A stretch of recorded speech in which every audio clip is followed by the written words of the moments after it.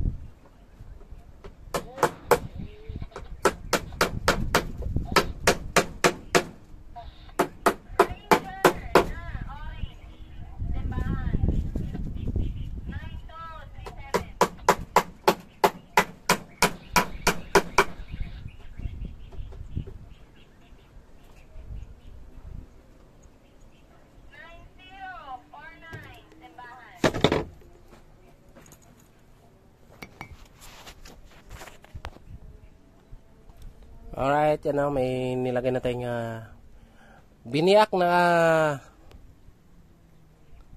lababo. Ayan na karton, nilagay natin. So hanap pa tayo ng kawayan na pwede nating, o kahoy na mahaba, na pwede nating gawing side-side dito. Alright, at siyempre, marami pa naman pa ako. At hanap muna ako ng kahoy, at babalik ako dito gagawin ko. Alright.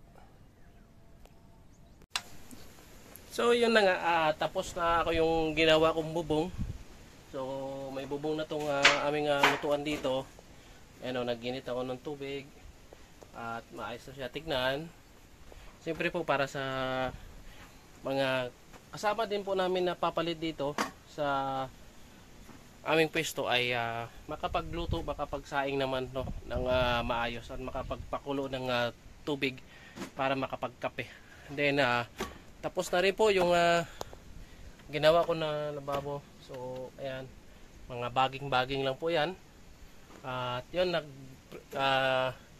naglagay na rin na po ako ng trusses dito po, ready na po kahit tolda na ilagay dyan or scrap na yero, no? Or tolda na lang, pwede na rin yan. So ayan na lang po, para once na dumating po ang tag-ulan ay hindi naman po mahirap yung paggalaw, at siyempre po ay sa ilalim yan ay pwede po makapag-ambak ng kahoy. At yun po ay itong ginawa naming upuan, ayan o, nakikita nyo po sa aking likod. Ayan, wala po kasi itong sandalan, no? Ayan o, wala po kasi ang sandalan. Kaya ang ginawa po namin ay nag-improvise po kami, naglagay ng 3 kawayan na yan, at saka yung nag-brace po kami ng kahoy kasi marami naman po kasi kahoy dito. May dumi pa ako. At yun, napakadumi yung kamay ko dahil po ito sa dagta ng ugat or bagging, no? Na dito, na ginawa kong walis. Yan, at doon sa pinang-brace ko doon sa lababo or papag, no? At yun po ay ayan, nakikita nyo sa likod ko ay maayos na sa tignan. At nilagyan din po namin ng half na dingding na luna para po yung mga likabok pag once na malakas po yung hangin ay hindi po makapasok po.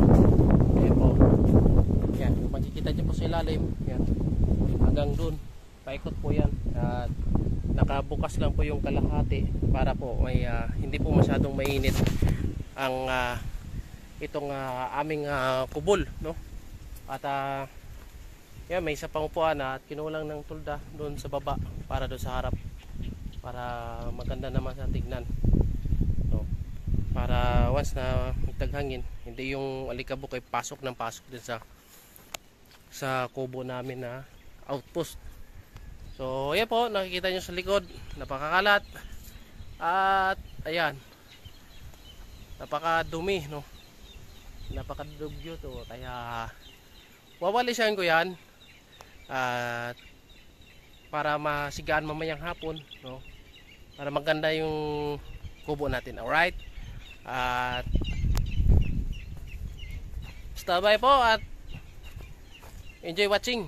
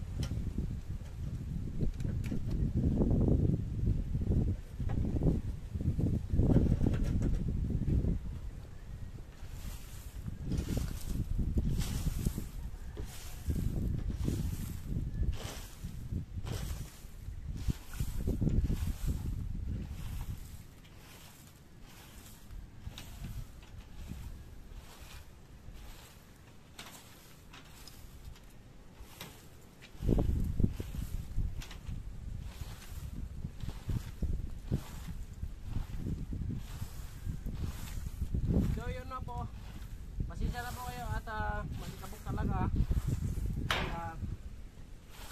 Napakabuhangin ko ditong gusto ko.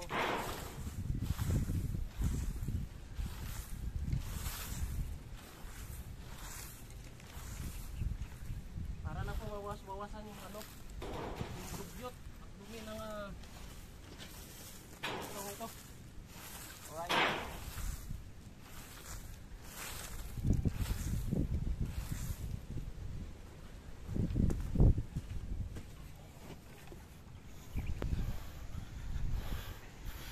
So yun oh.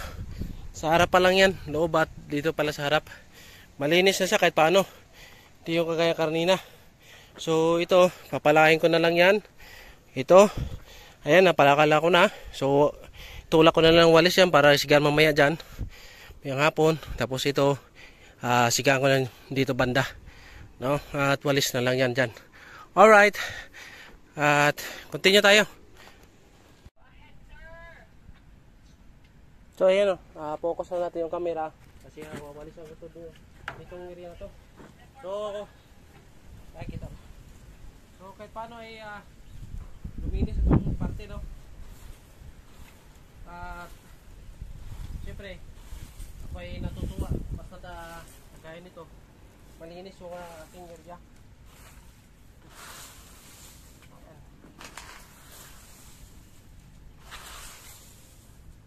Awansa na lang yan para ano ay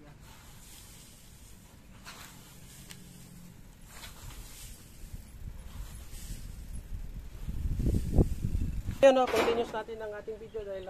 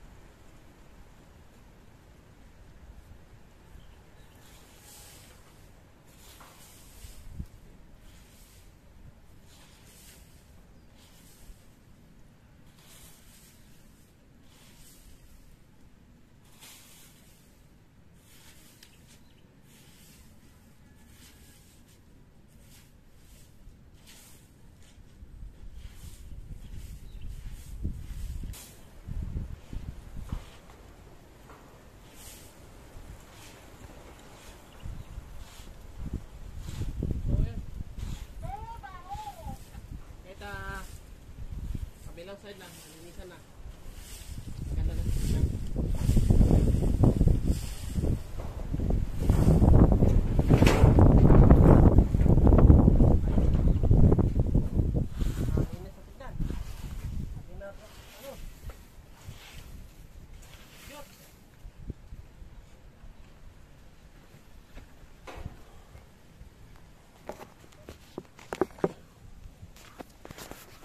O, diba?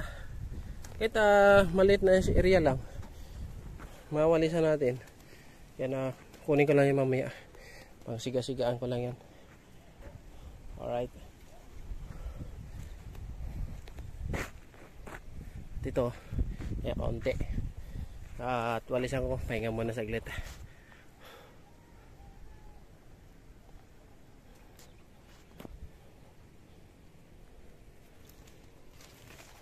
Diba maganda na siya tignan. Maliwalas na. Alright.